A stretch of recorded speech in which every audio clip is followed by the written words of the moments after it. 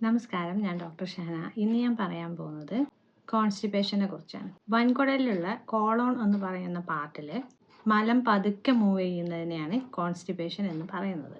ഇതിന് കാരണം law fibre ഡയറ്റാണ്. വെജിറ്റബിൾസും ഫ്രൂട്ട്സും അതൊക്കെ അടങ്ങുന്ന ഫൈബർ കണ്ടൻറ്റ് കുറവുള്ള ഭക്ഷണം കഴിക്കുന്ന ആളുകൾക്ക്, അതുപോലെ തന്നെ ഫ്ലൂയിഡ് ഇൻടേക്ക് കുറവായിട്ടുള്ള ആളുകൾക്ക്, വെള്ളം കുടിക്കുന്നത് കുറവായിട്ടുള്ള ആളുകൾക്ക്, അതുപോലെ തന്നെ സെഡൻറ്ററി ലൈഫ് സ്റ്റൈലുള്ള ആളുകൾക്കും, അതായത് ഇരുന്നുകൊണ്ട് പണിയെടുക്കുക, കൂടുതൽ മൂവ്മെൻറ്റ്സ് വരാത്ത ജോലികൾ ചെയ്യുന്ന ആളുകൾക്കുമാണ് കൂടുതലായിട്ടും കോൺസ്റ്റിപ്പേഷൻ കാണുന്നത്. അതുപോലെ തന്നെ ടോയ്ലറ്റിൽ പോകാൻ തോന്നുന്ന സമയത്ത് ടോയ്ലറ്റിൽ പോവാതെ പിടിച്ചു വെക്കുന്ന ആളുകളിലും കോൺസ്റ്റിപ്പേഷൻ വരാൻ സാധ്യതയുണ്ട്.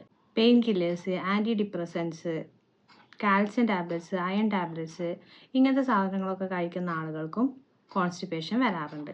അതുപോലെ തന്നെ Parkinson's, multiple sclerosis, stroke, spinal cord injury, മെയിനായിട്ട് ലംബാർ ഏരിയയിലുള്ള സ്പൈനൽ കോഡിൻ്റെ ഇഞ്ചുറിയിൽ, ഡയബറ്റീസിൽ, ഹൈപ്പർ തൈറോയിഡിസത്തിൽ, അതുപോലെ തന്നെ ഹൈ കാൽസ്യം ഇൻടേക്ക് ഉള്ള ആളുകൾക്കും കോൺസ്റ്റിപ്പേഷൻ വരാറുണ്ട്. അതുപോലെ തന്നെ വയറിലുണ്ടാകുന്ന ഇറിറ്റബിൾ ബവൽ സിൻഡ്രോം, ട്യൂമേഴ്സ്, ഡയബർട്ടിക്കുലൈറ്റിസ് എന്ന് പറയുന്ന അസുഖത്തിലുമൊക്കെ കോൺസ്റ്റിപ്പേഷൻ ഒരു കോമൺ ഫീച്ചറാണ്. പ്രഗ്നൻസി ടൈമിൽ ഹോർമോണിൻ്റെ ഫ്ലക്ച്വേഷൻ കാരണം കോൺസ്റ്റിപ്പേഷൻ ഉണ്ടാകുന്നത് സാധാരണമാണ്. അതുപോലെ തന്നെ പെൽവിക് ഫ്ലോറിൻ്റെ ഡിസ്ഫങ്ഷൻ കാരണവും കോൺസ്റ്റിപ്പേഷൻ ഉണ്ടാവാറുണ്ട്. ഇടയ്ക്കിടയ്ക്കായിട്ട് കോൺസ്റ്റിപ്പേഷൻ വരുന്നു, ടോയ്ലറ്റിൽ പോകാനും ബുദ്ധിമുട്ടൊക്കെ ഉള്ള ആളുകൾ ശ്രദ്ധിക്കേണ്ട കുറച്ച് കാര്യങ്ങൾ. ഒന്ന്, ഫൈബർ ഡയറ്റാണ്. ഡയറ്റിൽ ഒരുപാട് വെജിറ്റബിൾസും ഫ്രൂട്ട്സും ഇതൊക്കെ പച്ചക്ക് വെട്ടിയിട്ട് കഴിക്കുന്നതാണ് ഏറ്റവും നല്ലത്. അതുപോലെ തന്നെ സലാഡ് പോലെ മിക്സ് ചെയ്തിട്ട് കഴിക്കുക. അതുപോലെ തന്നെ വെള്ളത്തിൻ്റെ ഇൻടേക്ക് കൂട്ടുക.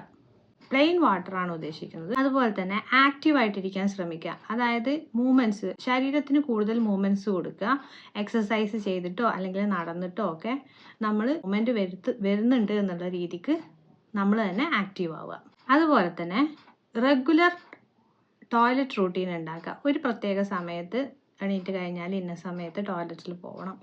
ആ ഒരു തോട്ട് പ്രോസസ്സ് തന്നെ നമുക്ക് ഉണ്ടായി കഴിഞ്ഞാൽ അത് പെട്ടെന്ന് നമുക്ക് ടോയ്ലറ്റിൽ പോകാനും ഡെയിലി ഒരു സമയത്ത് തന്നെ കറക്റ്റായിട്ട് പോകുന്നതുകൊണ്ട് കോൺസ്റ്റിപ്പേഷൻ്റെ ബുദ്ധിമുട്ട്, അതായത് മലം തങ്ങി നിന്ന് ഡ്രൈ ആയി കഴിഞ്ഞാൽ പിന്നെയും വരാൻ ബുദ്ധിമുട്ടാവും.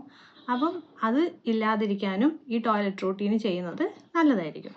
ഡയബറ്റീസും പ്രഗ്നൻസി പോലെയുള്ള കണ്ടീഷൻസിലൊക്കെ നമുക്ക് ചിലപ്പോൾ കോൺസ്റ്റിപ്പേഷൻ അതുപോലെ തന്നെ നിൽക്കും. നമ്മൾ എന്ത് ചെയ്താലും ചിലപ്പോൾ റിലീവ് ആവില്ല. അപ്പോൾ അങ്ങനത്തെ കണ്ടീഷൻസിൽ നമുക്ക് അതിന് അപ്രോപ്രിയേറ്റ് ആയിട്ടുള്ള ലാക്സേറ്റീവ്സ് ഒക്കെ ഡോക്ടറിനെ കൺസൾട്ട് ചെയ്തതിന് ശേഷം കഴിക്കാവുന്നതാണ്. Thank you.